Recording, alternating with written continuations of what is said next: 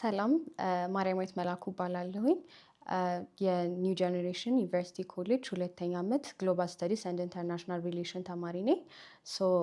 ፕላን ኢንተርናሽናል ኢትዮጵያ ባዘጋጀው ገርልስ ቴክኦቨር ኢኒሺየቲቭ ዛሬ ሃይብሪድ ዲዛይን ፒኤልሲ ወይም ራይድ ባለቤት የሆኑትን ፋውንደር ኤንድ ሲኢኦ ወይዘሮ ሳምራዊት ፍቅሩን ቴክኦቨር አድርጌ ብያለሁኝ።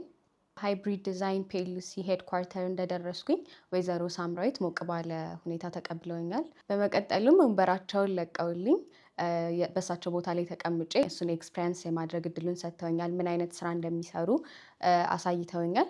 ከዛ በመቀጠል አንድ ለአንድ ከእሳቸው ጋራ የመነጋገር እድሉን አግኝቼ ነበረ። የመጡበትን መንገድ፣ ያሳለፉትን ቻሌንጅ እንዴት እንደነበረ፣ ከዛም ደግሞ ለወጣት ሴት ቢዝነስ ለሚያስቡ ሴቶች ምን አይነት ምክር ይለግሳሉ የሚለውን አንድ ለአንድ ተቀምጠን የማውራት እድሉ ነበረኝ። ከዛ በመቀጠል ከራይድ የቢሮ ሰራተኞች ጋር በመሆን ቢሮቸውን ጎብኝተናል። ምን ምን እንደሚሰሩ አሳይተውናል። ቢሮዎቻቸውንም አስተዋውቀውናል። ከዛ በመቀጠል ፕላን ኢንተርናሽናል ኢትዮጵያ ገርልስ ቴክኦቨር በተዘጋጀው የዚህ ዓመት መሪ ቃል ያለ ዕድሜ ጋብቻን ማስቆም ላይ ፕሬዘንቴሽን አድርጌያለሁኝ። የተለያዩ ኃላፊነት ላይ ከሚገኙ የራይድ ሰራተኞች ጋር ቁጭ ብለን ተወያይተንበታል። ከዛም ያለ ዕድሜ ጋብቻ መንስኤዎቹና መፍትሄዎቹ ላይ ተወያይተን አቅጣጫ ማስቀመጥ ችለናል።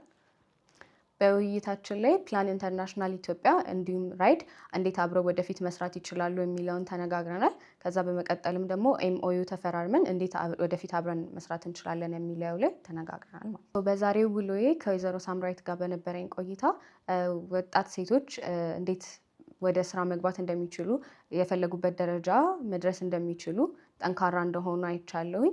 እንዲሁም ደግሞ ለወጣት ሴቶች ማስተላለፍ የምፈልገው መልእክት ሴት ልጆች ከተማሩ የፈለጉበት ቦታ መድረስ እንደሚችሉ፣ መሪ መሆን እንደሚችሉ፣ ጠንካራ እንደሆኑ በዛሬው ቆይታ አይቻለሁ። በመጨረሻም ፕላን ኢንተርናሽናል ኢትዮጵያ እንዲሁም ሃይብሪድ ዲዛይን ፒኤልሲ ወይም ራይድ ይህንን እድል ስለሰጡኝ አመሰግናለሁ።